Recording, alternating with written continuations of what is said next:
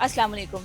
नाज़रीन, मेरे साथ स्क्रीन पे आपको एक खातून नज़र आ रही होंगी। इनका नाम है सना मोइज़, जिनकी आज से 4 साल कबल जो है एक मोइज़ नामी लड़के से शादी हुई थी। और ये शादी जो है ये पसंद की थी, लव मैरिज से शादी हुई थी। और लव मैरिज शादी आम तौर पर जैसे आपने देखा है कि हमारे पाकिस्तान में ख़ासकर लव मैरिज शादियों में खातून एक की तो मनपसंद होती है, लेकिन वो घर की बाकी जो जितने भी अफराद होते हैं वो उसको नापसंद करते हैं। इसी तरह से सना की शादी मोइज़ से तो हो जाती है, लेकिन घर वाले जो हैं इसको सख्त नापसंद करते हैं।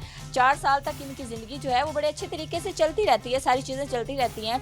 और 4 साल बाद 1 जनवरी को इनके शौहर मोइज़ का एक गली में जो है मामूली सी तलक कलामी पर जो है इनकी लड़ाई होती है, और उस लड़ाई में वो शदीद ज़ख्मी हो जाते हैं।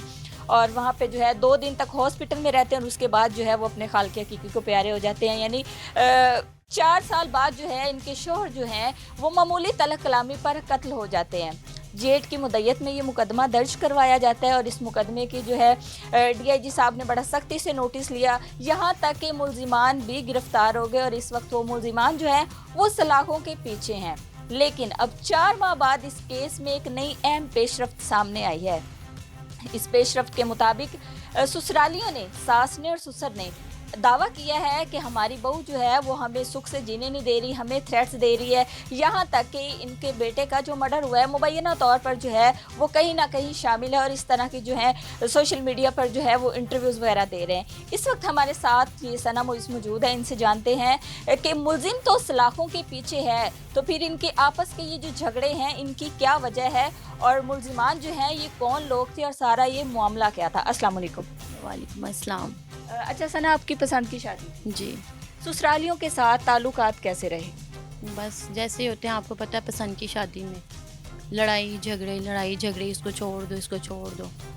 ससुरालियों ने ये भी दावा किया था कि दूसरे ही दिन जब मोइज़ का मर्डर हो गया था, तो दूसरे ही दिन कुल्लों वाले दिन जो है वो सना घर का कीमती सामान, दाल और बाकी जितनी भी अशिया थी, यहाँ तक कि फ्रिज, फ्रीज़र और जितनी घर की तमाम चीज़ें होती हैं वो लेकर जो है वो अपने मैके चली गई थी। तो ये भी आपसे जानना था कि वाकई ही दूसरे दिन जो है आप सारी कीमती अशिया लेके अपने मैके आ गई थी? नहीं, ये झूठ है, ये सब झूठ है।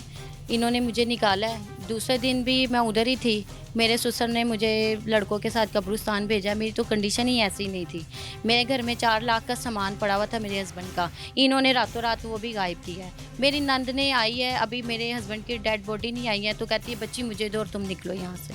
अच्छा, फिर? मेरी कंडीशन बहुत ज़्यादा ख़राब थी, मेरे पास इतनी बड़ी ट्रेजेडी हुई थी, सदमा बहुत था मेरे पे, तो मैं अपनी कंडीशन में ही नहीं थी कि मैं क्या करूँ। मैं बस देख रही हूँ सबको क्या कर रहे हैं। ज़िंदगी कैसी गुजर रही?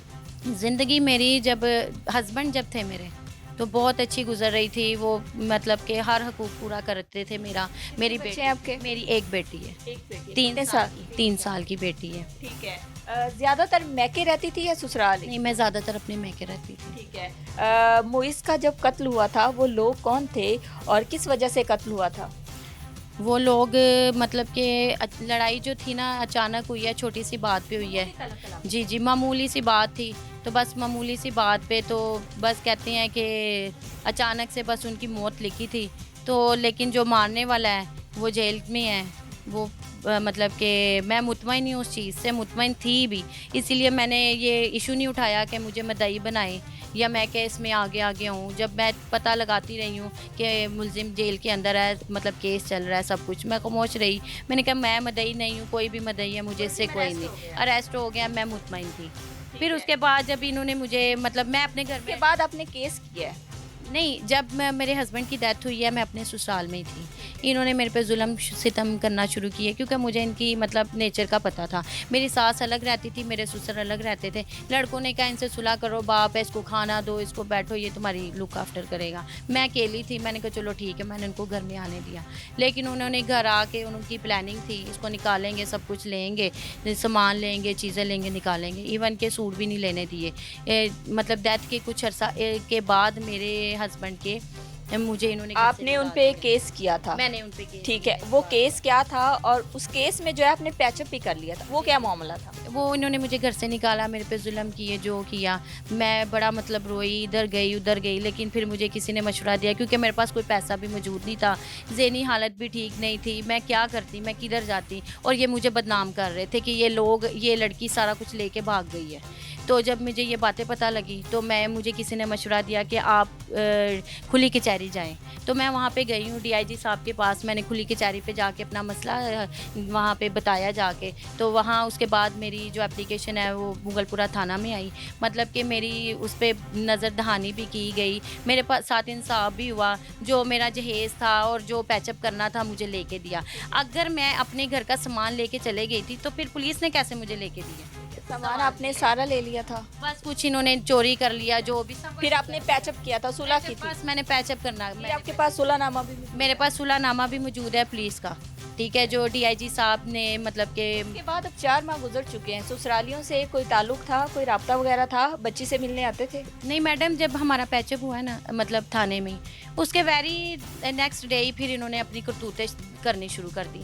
फिर जाके इन्होंने रिटे करवानी शुरू कर दी। इनको मैंने डॉक्यूमेंट्स भी दे दिए गाड़ी के, उसके बावजूद भी एसएचओ के साहब के सामने भी पैचअप के बाद भी इन्होंने तंग करना शुरू किया। अदालत चले गए, वहाँ से रिट करवाई, चोरी किया इन्होंने मेरे घर का, बेटे की अंगूठियाँ लेगी, सामान। फिर मैं थाने में गई हूँ, मतलब बार बार थाने में जलील होती रही हूँ। फिर जाके मैंने अपना सुलहनामा दिखाया वहाँ जाके। फिर उन्होंने कहा कि ये मतलब झूठ है। फिर मतलब वो हर तरफ से उनको हार मिली। आप बेवा थी पहले? नहीं, बिल्कुल भी नहीं। ये भी मेरे पे इल्ज़ाम है मेरे पे। आप मेरा निकाहनामा देख सकती हैं, मेरे ससुर उसमें शामिल नहीं थे। बेवा का वहाँ पे है ही नहीं है, वहाँ पे कि कहीं भी नहीं है। आप देख लें मेरे निकाहनामे में कहाँ पे लिखा हुआ है बेवा का। अब 4 माह बाद उन्होंने कहा है कि आप उन्हें धमकियाँ देती हैं, ये क्या मामला है? मैडम, धमकियाँ उन्होंने मुझे दी है, मेरे पास इस चीज़ का प्रूफ है, ठीक है। मैं उसके बाद ये जब क्यों चीज़ें जो थी कुछ आपने उठा ली, हाँ जी। उनके भी मामलात थे, वो सारी सेटलमेंट हो गई। जी जी। अब क्या मामला है?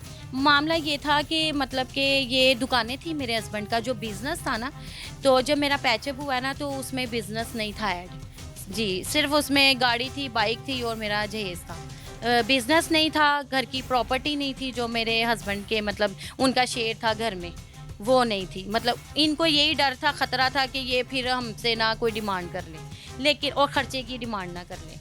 तो इन्होंने मुझे मतलब डराया, धमकाया, मुझे धमकियाँ दी, मेरी बच्ची को उठाने की धमकियाँ दी, मेरी गली के चक्कर इन्होंने लगाए। बड़ा मुझे मतलब आपको नहीं लग रहा कि आप दोनों फैमिलीज अगर आपस में इस तरह झगड़ा करेंगी तो ये तो केस खराब हो सकता है? लेकिन मैडम वो बस कहते हैं ना कि लव मैरिज है, वो बदला ले रहे हैं मुझसे अब। यानी कि जो लड़ाई झगड़े ये करते थे, मुझे कहते थे छोड़ दो इसको, दूसरी शादी कर लो, वो ये कर नहीं सके, वो अल्लाह के पास चले गए हैं। लेकिन उसके बावजूद ये कह रहे हैं इसको तंग करें, हम इसको परेशान करें।